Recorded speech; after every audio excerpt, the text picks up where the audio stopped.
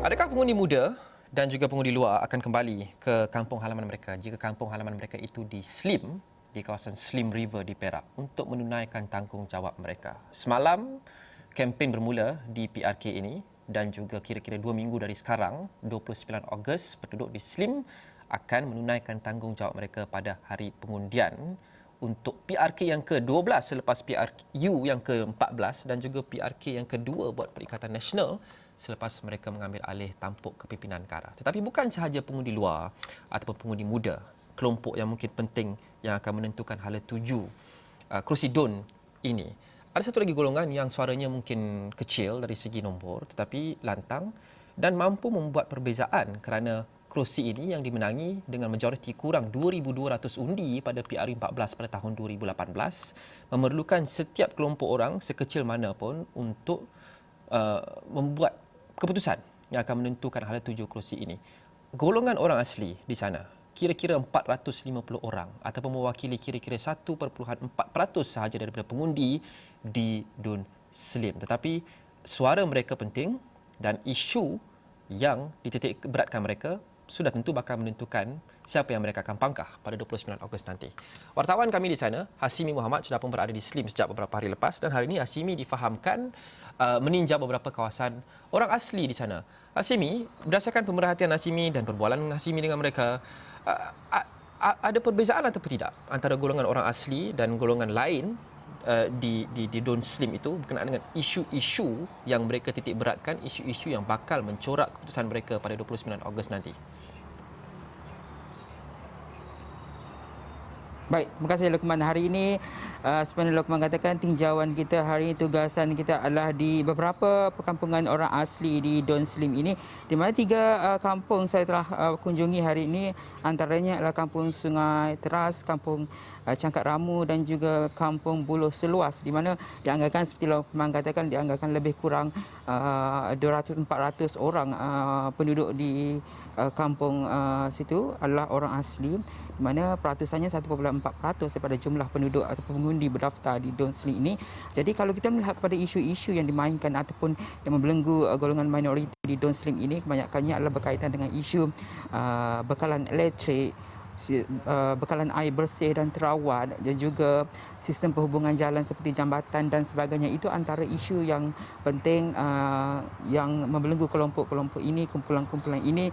Selain daripada isu umum iaitu pekerjaan yang kurang dalam kalangan penduduk orang asli ini. Tapi kalau kita melihat kepada perkampungan yang saya kunjungi ini, antara yang menjadi keluhan, rintihan dalam kalangan orang asli ini adalah bekalan elektrik dan air bersih yang sudah lama diharapkan oleh mereka, di mana 2 kampung yang saya kunjungi ini, antaranya adalah Kampung Sungai Teras dan juga Kampung Cangkat Ramu ini sudah pun berpuluh tahun hidup dalam kegelapan, hanya berbekalkan lilin dan unggun api sahaja.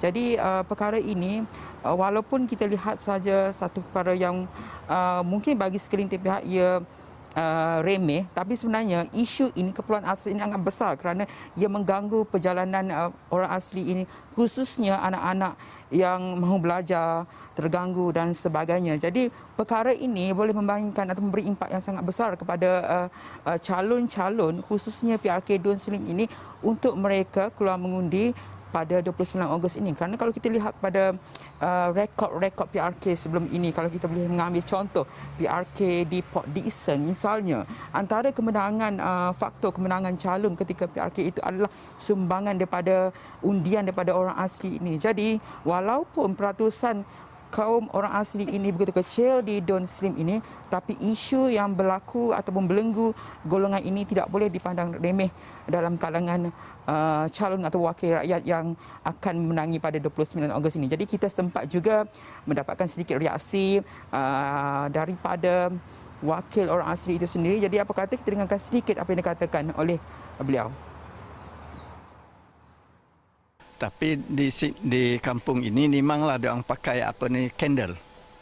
Candle, tapi candle tak berapa lama atau dia orang pakai minyak diesel. Itulah orang beli.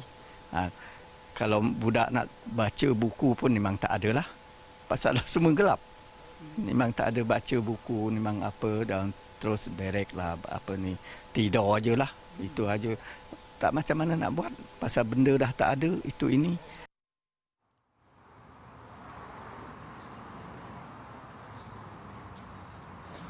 Baik, itu antara yang diluahkan oleh wakil orang asli di Don Slim ini. Tapi kalau melihat kepada tinjauan kita semalam, walaupun kita masih terlalu awal untuk kita rangkumkan atau simpulkan apa yang sebenarnya masalah ataupun yang diinginkan oleh penduduk di Don Slim ini, tapi kebanyakannya setakat 2 hari berada di sini, rata-ratanya adalah mahukan dari segi pembangunan, mahukan suara mereka ini didengari oleh wakil rakyat.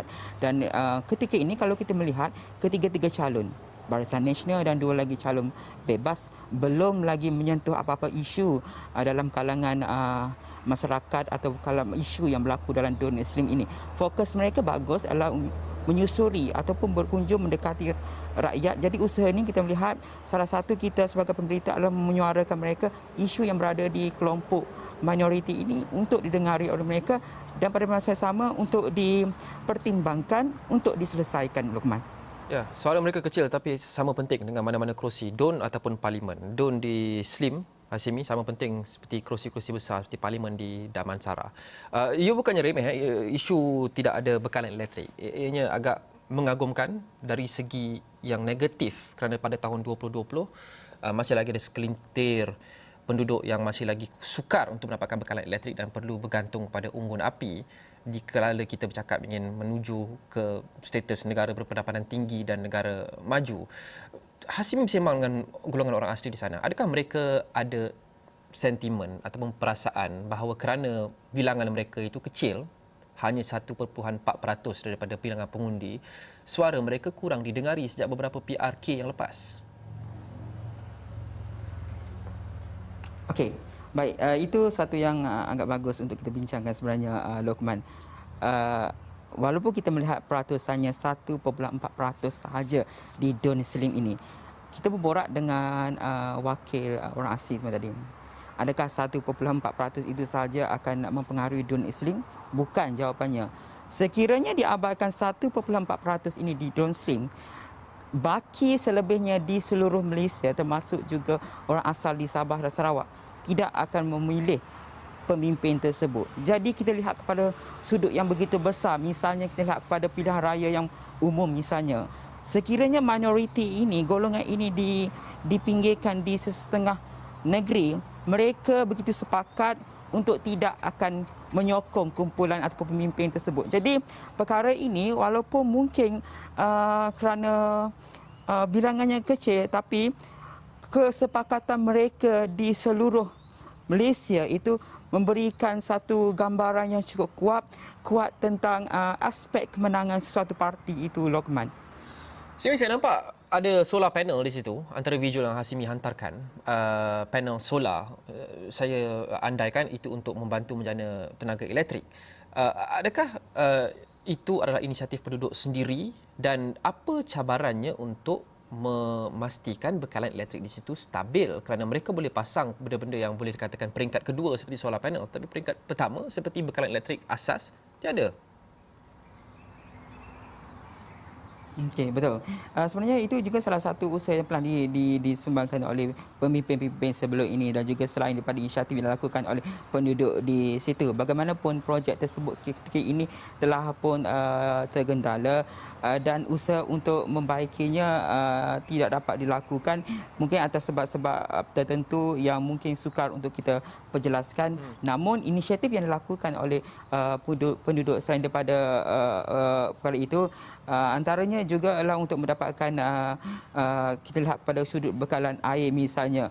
Mereka terpaksa menggali telaga dan sebagainya untuk memperoleh bekalan air itu selain daripada menyambung sendiri pempaipan itu untuk mendapatkan air. Walaupun terpaksa ke sungai yang kira-kira dianggarkan lebih kurang 500 meter daripada kawasan penduduk itu. Jadi itu antara inisiatif walaupun perkara seperti sistem solar dan sebagainya, sistem air terawat daripada kerajaan negeri semuanya tidak disalurkan sebaik mungkin. Namun inisiatif telah pun dilakukan oleh penduduk ini untuk memastikan bekalan sumber air itu walaupun tidak terawat, tidak bersih, dapat digunakan. Ada juga dalam kalangan mereka terpaksa mengeluarkan wang ringgit sendiri untuk membeli air mineral misalnya. Tapi sejauh mana mereka mampu membeli air mineral untuk kegunaan harian, untuk mandi dan sebagainya, itu yang perlu kita fikirkan. Okey, Simi, secara ringkas, soalan terakhir, kita faham isu pembangunan fizikal itu adalah isu yang paling mendesak bagi mereka di sana. Bekalan elektrik, bekalan air, jadi mereka perlu utamakan yang itu dulu. Tetapi kita lihat trend hampir di seluruh Malaysia. Kita tak mahu stereotip, tapi trendnya adalah mungkin penduduk yang lebih tertumpu di pusat-pusat bandar, mereka sudah ada pembangunan fizikal yang cukup dan kemudian mereka beralih tumpuan mereka kepada isu-isu seperti pentadbiran yang telus, tidak mahu melihat penyelewengan dan sebagainya. Itu adalah isu yang mencorak siapa yang mereka akan undi. Tapi mereka yang berada di luar bandar masih lagi perlu fokus kepada isu-isu fizikal, bekalan elektrik, pembangunan fizikal, bina jambatan dan sebagainya. Mereka masih lagi belum boleh beralih kepada peringkat kedua di situ kerana mereka masih lagi perlu memastikan infrastruktur asas itu cukup. Berdasarkan pemerhatian Simi, adakah itu masih lagi mendominasi pola pemikiran penduduk di Slim, khasnya dalam golongan orang asli? Mereka pentingkan pembangunan fizikal dahulu dan mereka mungkin kurang memandang isu-isu di peringkat nasional seperti ketelusan pentadbiran, tadbir urus dan sebagainya. Dan adakah itu akan mencorak PRK yang akan datang 29 Ogos nanti? Okey, baik. Kalau kita bercakap mengenai perkara itu, mereka ada mempersoalkan betul ke Malaysia tidak mempunyai wang yang cukup. Maksudnya mereka mengikuti rapat perkembangan isu-isu nasional sehingga kan ada juga dakwaan berapa mereka berdepan dengan kesulitan kerana terpaksa bajet atau belanjawan kepada golongan ini terpaksa dipotong kerana masalah yang dihadapi oleh negara. Jadi dari segi isu nasional, ekonomi dan sebagainya, pihak mereka sedar bahawa perkara itu ada wujud, namun sejauh mana kerajaan bertindak aktif untuk membantu golongan ini, khususnya di Don Slim ini. Jadi isu-isu seperti infrastruktur sebagainya adalah dekat dengan mereka, paling dekat dengan mereka berbanding dengan isu nasional yang mereka lihat kerana itu di bawah kerajaan persekutuan.